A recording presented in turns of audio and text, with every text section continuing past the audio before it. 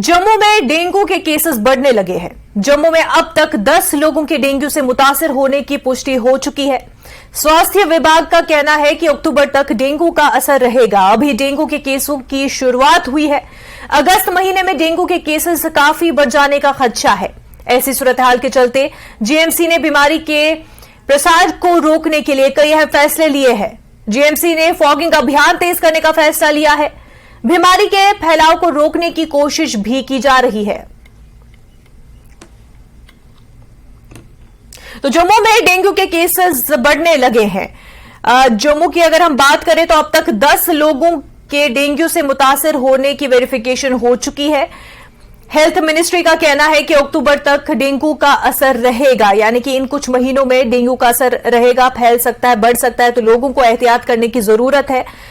अभी डेंगू के केसेस की शुरुआत हुई है, तो अगस्त महीने में और भी ज्यादा केसेस बढ़ने का खदशा है। ऐसे में लोगों को तमाम इकदाम करने चाहिए, एहतियात बरतना चाहिए, ऐसे एक्सपर्ट्स और डॉक्टर्स की सलाह है।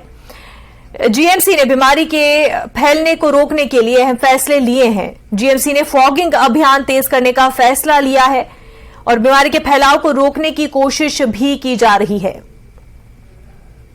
क्योंकि डेंगू की बीमारी में अक्सर पेशेंट्स के प्लेटलेट्स कम हो जाते हैं। तो ऐसे में अस्पताल इंतजामिया को इस तरह से भी तैयारियां करनी पड़ेंगी कि ब्लड बैंक में ब्लड जो है वो सही मिकदार में मौजूद हो, ताकि अगर आने वाले वक्त में और खासतौर से अगस्त में केसेस बढ़ जाते हैं तो प्लेटलेट्स की जरूरत हो तो वो अवेलेबल हो और लोगों को कोई इस हवाले से दिक्कतों का सामना न हो।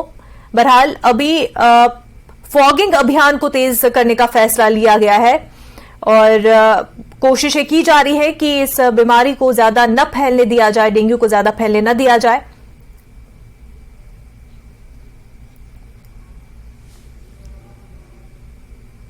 क्योंकि 10 केसेस अब तक जम्मू में आ चुके हैं। मजीद तफसीलात के साथ हमारे साथी राजन वैद हमारे साथ जुड़ चुके हैं जम्मू से। राजन, अभी तक बात की जा रही है कि शुरुआत है ये डेंगू के केसेस की और आगे आने वाले दिनों में और भी ज्यादा बढ़ सकता है। इस वक्त की क्या पूरी सिचुएशन है, बताएं। अजय, देखिए, हाल ही में एक मीटिंग हुई थी जितने भी हेल्थ ऑफिसर्स हैं उनकी, और उसमें इसी मुद्दे को डिस्कस किया गया था कि ऐसे इम्कान है कि डेंगू के केस जो अभी जुलाई के एंडिंग में और अगस्त में इसमें काफी पीक पे ये पहुंचेंगे। अभी हालांकि 10 केसेस हैं, लेकिन इसके लिए जो अभी से तैयारियां हैं वो शुरू हो चुकी हैं, क्योंकि पिछले साल से सबक लेते हुए इस साल प्रशासन नहीं चाहता है कि किसी भी तरह की ऐसी सिचुएशन पैदा हो जिसको वो हैंडल न कर पाए। अब ऐसे में अब जो अवेयरनेस पार्ट है उसके साथ साथ ही जो हेल्थ डिपार्टमेंट है और उसके साथ साथ जम्मू म्युनिसिपल कॉर्पोरेशन है, ये दोनों कोऑर्डिनेशन के साथ अब काम करेंगी। जहां जम्मू म्युनिसिपल कॉर्पोरेशन आने वाले दिनों में आपको मुख्तलिफ इलाकों में फॉगिंग करता हुआ दिखाई देगा, वही हेल्थ डिपार्टमेंट भी इस कोशिश में लगा हुआ है कि अवेयरनेस जनरेट की जाए। और क्योंकि ये एक्सपर्ट्स का कहना है कि अगस्त के महीने में ये केसेस पीक पे पहुंचेंगे और अक्टूबर तक इसका जो इम्पैक्ट है वो रहने वाला है। और पहले से ही लोगों को हिदायत ये दी गई है जो साफ पानी अपने घरों की छतों पे इकट्ठा ना होने दें, क्योंकि जो ये डेंगू का जो मच्छर है ये जानलेवा भी साबित हो सकता है, क्योंकि हमने देखा है कि पिछले साल भी कई लोगों ने अपनी कीमती जान गंवा दी थी। और ऐसे में अब ये जो जम्मू में एक नया ट्रेंड चला है, क्योंकि एक स्टडी भी की गई है जो टीम ऑफ डॉक्टर्स है उनकी तरफ से, उसमें ये पाया गया है जम्मू में ज्यादातर पिछले कुछ सालों में लोगों ने अपनी छतों पे गार्डन बनाने, यानी कि आर्टिफिशियल गार्डन बनाने की शुरुआत की है, या गमले लगाए जाते हैं जिसमें पानी इकट्ठा रहता है। ये मेन वजह डॉक्टर्स का कहना है बनता है डेंगू मच्छर के पनपने का, क्योंकि उनको जगह मिलती है और वो बरसात के पानी से भर जाते हैं जिसको खाली नहीं किया जाता है।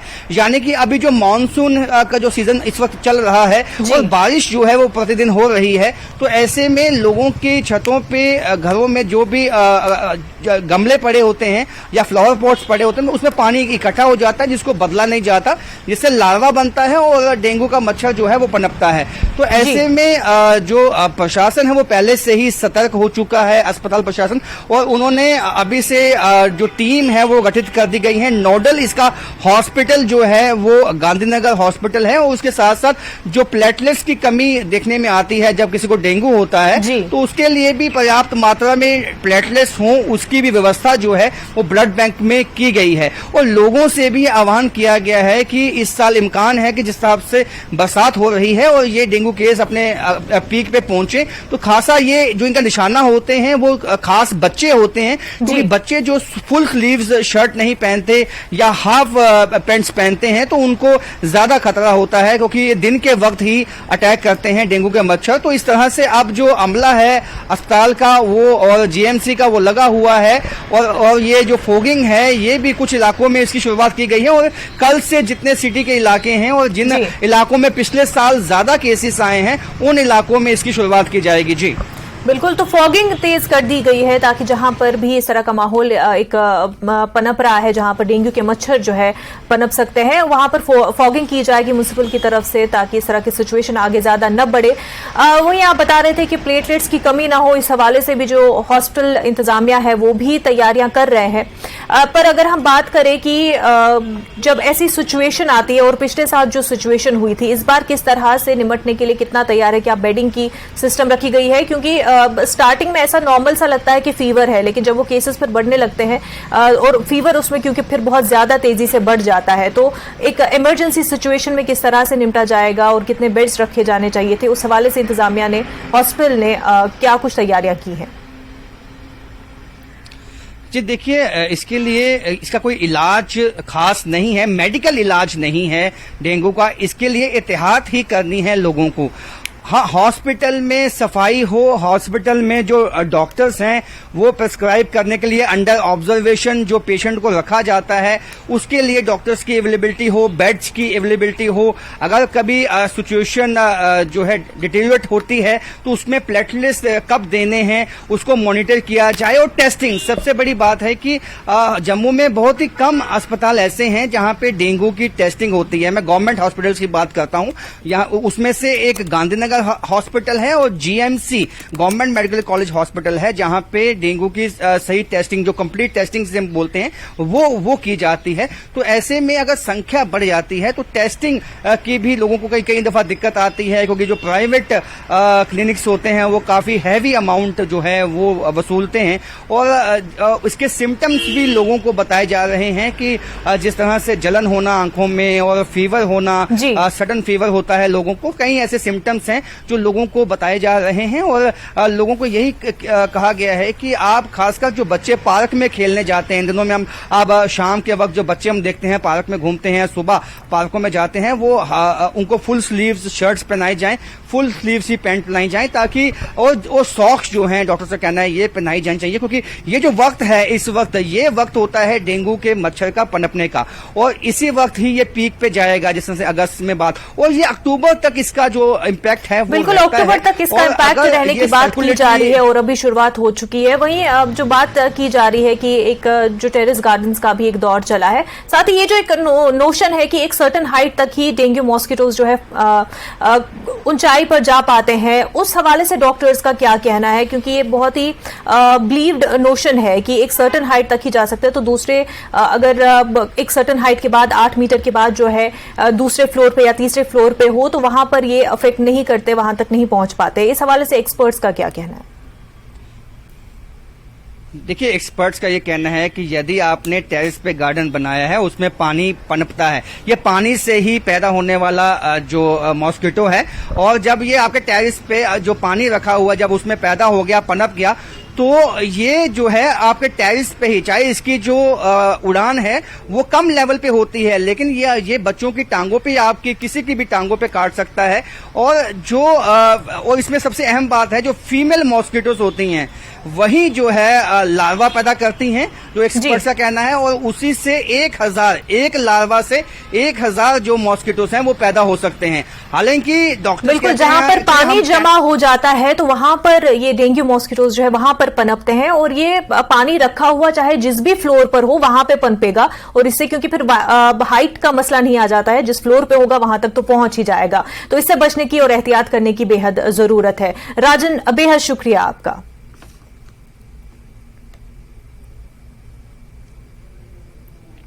आगे बढ़ते हैं। श्रीनगर के महजूर नगर इलाके में एक जालसाज गैंग का पर्दाफाश किया गया है, और ये गैंग शहर भर के मोतबर लोगों को अपने जाल में फंसाकर उनसे पैसे वसूलता था। ये गिरोह 5 अफराद पर मुश्तमिल था। उनमें 3 मर्द और 2 खवातीन शामिल है। इन अफराद में फिरदौस अहमद मीर, मोहम्मद तारिक मीर, आसिया और मसरत मीर शामिल हैं। उनका मकसद, ये गिरोह जो है महजूर नगर में एक घर का इस्तेमाल करते थे। ये लोग ब्लैकमेल करने के लिए नकली पुलिस और मीडिया का भी इस्तेमाल करते थे। पुलिस ने इस सिलसिले में मामला दर्ज करके मजीद छानबीन शुरू कर दी है। एसपी साउथ ने इस मामले की तफसीलात बताई है, और इस मामले में एक फर्जी पुलिस एहलकार, फर्जी रिपोर्टर और एक फर्जी क्राइम ब्रांच अफसर को भी गिरफ्तार कर लिया गया है। मुलजिम के पास से कुछ मोबाइल फोन, माइक और शनाख्ती कार्ड भी बरामद हुए हैं। पुलिस इस मामले में मजीद जांच कर रही है। श्रीनगर से हमारे साथी शबीर बराह रास्त हमारे साथ जुड़ चुके हैं। शबीर, पूरा मामला क्या है, बताएं।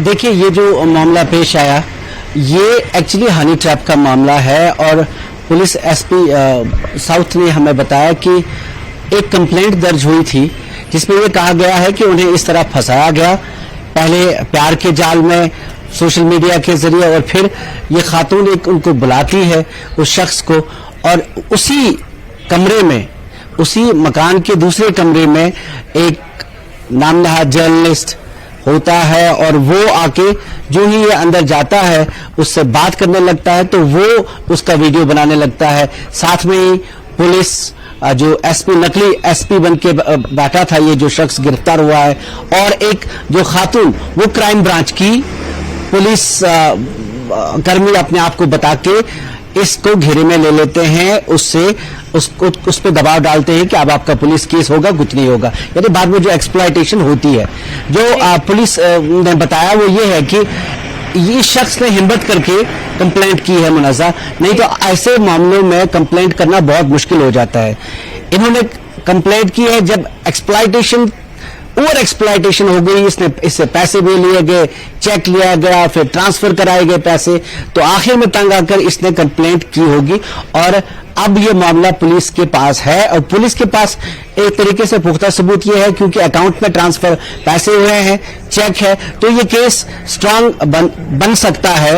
और जो धाराएं लगाई गई हैं वो रॉबरी की है, और इंपर्सनेशन की है, और चीटिंग की है, तो इसमें 10 साल की कैद हो सकती है अगर केस प्रूव हो जाता है। लेकिन मामला इतना ही नहीं है, अब मामला ये है कि ऐसे कितने केस हुए होंगे या ये लोग कब से सरगर्म हैं, उसकी जांच चल रही है। इनके जो पास जो मोबाइल फोन्स हैं या बाकी जो इनके पास ऐसी चीजें हैं जहां से पुलिस को एविडेंस मिल सकता है, उनको खंगाला जा रहा है, और ये माना जा रहा है कि ये गैंग काफी अरसे से एक्टिव रही होंगी, और ऐसी शिकायत पहले भी आती रही है, लेकिन पुलिस के पास नहीं जाती ऐसी शिकायत, क्योंकि आप जानती हैं मुनज़्ज़ा की एक बड़ा टैबू है, और ऐसे में पुलिस के पास शिकायत लेके जाना लोगों को बहुत डर लगता है, एक समाज का डर लगता है, अपनी फैमिली का डर लगता है, और एक बड़ा स्कैंडल टच एज बाम हो सकता है। और ऐसे कई मामले यहां पे होने की उम्मीद है, जिस तरह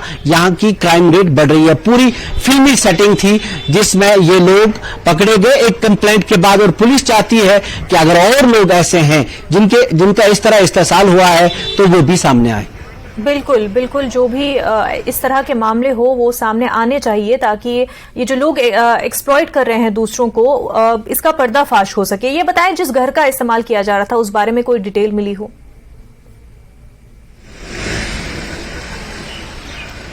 ये एक खातून का घर था, जो खातून हनी ट्रैप यानी जिसके जरिए से इनको लाया जा रहा था, उस खातून का घर है श्रीनगर की एक बस्ती में, उसी का इस्तेमाल किया जा रहा था।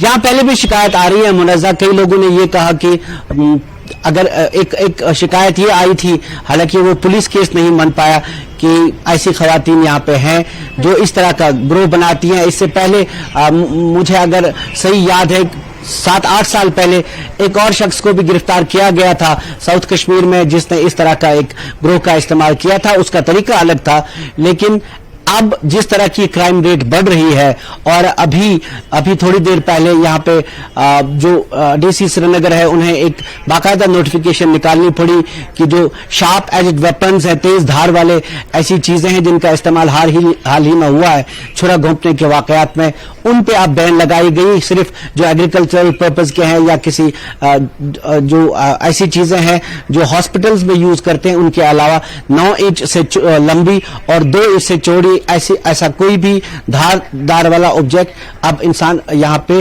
कोई आम आदमी उसको रख नहीं सकता है, वो कानूनन जुर्म होगा। तो जिस तरह की क्राइम रेट बढ़ गई है उससे काफी लोग परेशान हैं, और जो ये मामले सामने आते हैं इनसे एक जरा सी ये राहत मिलती है कि अब पुलिस एक्शन करेगी तो ये मामले और ये क्राइम की जो रेट बढ़ रही है समाज में यहाँ, वो कम हो जाएगी। बिल्कुल बिल्कुल, ये जो है उम्मीद भी लोग कर रहे हैं कि जो इस तरह के क्राइम हो रहे हैं उन पर रोकथाम करे पुलिस। ये बताएं शबीर कि क्योंकि एक प्रॉपर वे में ये लोग ये क्राइम, इसमें जर्नलिस्ट भी बने हैं ये लोग, ऑफिशियल भी बने हैं, तो प्रॉपर वे में जैसा आपने कहा फिल्मी अंदाज में ये लोग ये क्राइम अंजाम दे रहे थे, तो क्योंकि इनको आइडेंटिफाई भी करना है कि किसको ये टारगेट कर रहे हैं, तो ये पूरा जो है प्रॉपर प्लानिंग के साथ हो रहा है। ऐसे में क्या सिर्फ यही लोग इसमें शामिल है या फिर इनकी बैकिंग भी की जा रही हो, कोई और भी हो इसके पीछे जो एक प्रॉपर गैंग की तरह इसको चला रहे हो?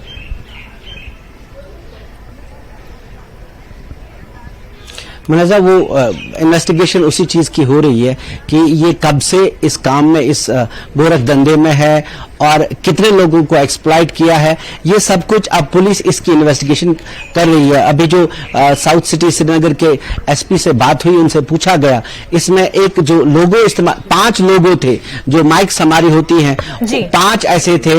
एक जो माइक है वो ऐसे एक एस्टेब्लिशमेंट का था या ऐसे एक ग्रुप का था जो बाकायदा तौर काम भी कर रहा है। तो जाहिर सी बात है कि एक पूरा गैंग, इसके अलावा कितने होंगे उसकी भी इन्वेस्टिगेशन हो रही है, और कितने और विक्टिम होंगे इसके, उसकी भी इन्वेस्टिगेशन हो रही है। उम्मीद करेंगे कि ये चीजें सब सामने आ जाएं, और सबसे अहम बात कि अदालत में बाकायदा चालान हो और सजा मिले, वो ज्यादा अहम होती है। बिल्कुल बिल्कुल शबीर, और जो क्राइम रेट बढ़ता ही जा रहा है जम्मू कश्मीर में, उस पर रोकथाम लगनी चाहिए, और कुछ सालों में जिस तरह से इस तरह के क्राइम अंजाम दिए जा रहे हैं उस पर भी एक प्रॉपर इन्वेस्टिगेशन होनी चाहिए। शबीर, तमाम जानकारी के लिए आपका बेहद शुक्रिया।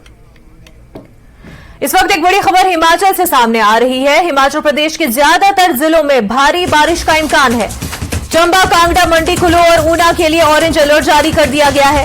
अन्य सभी जिलों के लिए येलो अलर्ट जारी कर दिया गया है। प्रदेश भर में 25 जुलाई तक मौसम खराब रहेगा। कुछ जगहों पर भारी बारिश की आशंका जताई जा रही है। तो हिमाचल से आपको यह खबर बता रहे हैं जहां पर पहले से ही लोग बारिश की वजह से, सैलाबी सूरत हाल की वजह से परेशान है।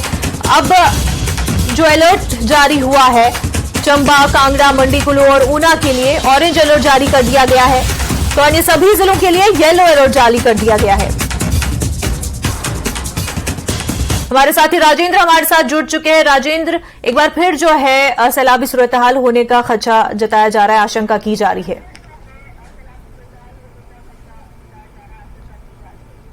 मुनज़्ज़ा, बिल्कुल हिमाचल प्रदेश में फिर से ऑरेंज अलर्ट जारी किया गया है और प्रदेश के अधिकांश जिलों में भारी बारिश हो सकती है अब इस दौरान, और जो अन्य जिले बचे हुए हैं उनमें येलो अलर्ट जारी किया गया है। तो ऐसे में भारी बारिश की आशंका फिर से एक बार हिमाचल प्रदेश में अब होने की आशंका जताई जा रही है। और हिमाचल प्रदेश में जो अभी के हालात हैं, अगर इनकी चर्चा हम करें तो 628 के करीब सड़कें बंद हैं, 6 NH अभी भी बंद हैं, 500 से अधिक जो ट्रांसफार्मर बंद है, पेयजल की योजनाएं बड़ी संख्या में बंद हैं। तो हिमाचल प्रदेश पहले ही आपदा का कहर झेल रहा है। प्रदेश के अधिकांश जो संपर्क मार्ग है वो बंद हैं और हिमाचल प्रदेश में 90% से अधिक डिपेंडेंसी ट्रांसपोर्टेशन के लिए रोड्स के ऊपर डिपेंड करती है और 600 से अधिक सड़कें बंद होना अपने आप में बहुत चिंता का विषय है। इसके अलावा प्रदेश में 131 लोगों की जान अभी चली गई है पिछले एक महीने की, अगर हम बात करें तो एक महीने के अंदर अंदर। तो ऐसे में जो कहर आपदा का है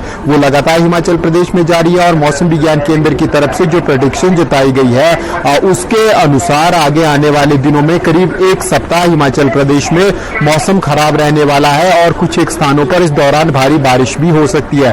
अब आज रात की, अगर सिर्फ आज रात की बात करें तो आज रात ही येलो अलर्ट और ऑरेंज अलर्ट अधिकांश क्षेत्रों में हिमाचल प्रदेश के ऑरेंज अलर्ट जारी किया गया है और इस दौरान चंबा, कांगड़ा, शिमला, सिरमौर तमाम क्षेत्रों में मौसम खराब रहेगा और भारी बारिश होने की आशंका भी जताई गई है। और राजधानी शिमला में जहां इस वक्त मैं खड़ा हूं यहां पर भी मौसम खराब है, हल्की बूंदाबांदी यहां पर हो रही है, आसमान में बादल छाए हैं, घना कोहरा चारों तरफ है। तो ऐसे में अब आशंका व्यक्त की जा रही है कि अगले 1-2 घंटे में भारी बारिश राजधानी शिमला सहित पूरे प्रदेश में हो सकती है। तो ऐसे में अब ये चिंता का विषय बनता जा रहा है क्योंकि मौसम विज्ञान केंद्र की तरफ से जो अभी तक की कैलकुलेशन की गई है उसके अनुसार भी हिमाचल प्रदेश में सामान्य से कहीं अधिक बारिश हो चुकी है। मानसून के दौरान हिमाचल प्रदेश में जरूर बारिश होती है लेकिन ये शुरुआत है और शुरुआती दिनों में ही इतनी अधिक बारिश हो जाना ये अब चिंता का विषय है धीरे धीरे, क्योंकि जमीन पानी सोख जो क्षमता जमीन की है वो पूरी हो चुकी है पानी सोखने में। ऐसे में हल्की सी बारिश होती है और फिर कहीं लैंडस्लाइड हो रहे हैं, कहीं ल्हासे गिर रहे हैं या फिर मकान गिर रहे हैं, तो क्षति अब होना शुरू हो गई है। पिछले दौरान सरकार की तरफ से हालांकि रिस्टोरेशन वर्क लगातार जारी है लेकिन जिस प्रकार से नदियां उफान पर हैं, खासकर सतलुज, ब्यास और पार्वती की हम बात करें, पार्वती नदी की, तो कहर पूरी तरह से घाटियों में नदियों ने ढाया हुआ है। कसोल वैली में अभी तक बिजली बहाल नहीं हो पाई है, यातायात बहाल नहीं हो पाया है। सैंज में लगातार आज सुबह भी जब भारी बारिश हुई उसके बाद सरकारी एक सरकारी स्कूल वो बारिश के पानी में तेज बहाव की भेंट चढ़ गया। तो ऐसे में नुकसान हिमाचल प्रदेश में भारी बारिश से लगातार हो रहा है और अब लोगों को चिंता सताने लगी है। अब जिस प्रकार से ऑरेंज अलर्ट और येलो अलर्ट मौसम विज्ञान केंद्र की तरफ से जारी कर दिया गया है। जी मनोजा, बिल्कुल बिल्कुल अलर्ट जारी कर दिया गया है और इस वजह से लोग और भी ज्यादा परेशान हैं क्योंकि जैसा कि आपने बताया कि जितना बारिश मानसून में होना चाहिए था शुरुआती दौर में ही काफी ज्यादा जो है बारिश और जितना सॉइल जो है एब्जॉर्ब कर सकती है उससे ज्यादा हो चुकी है। ऐसे में लोग भी परेशान हैं और ऑलरेडी इतना कुछ सैलाबी सूरत हाल हो चुके हैं, नुकसान हो चुका है, मजीद खतरा आगे बन सकता है। बेहद शुक्रिया राजेंद्र आपका तमाम जानकारी के लिए। 5 का पंच में फिलहाल इतना ही, पर आप बने रहे न्यूज़ 18 जम्मू कश्मीर लद्दाख हिमाचल के साथ। आदाब।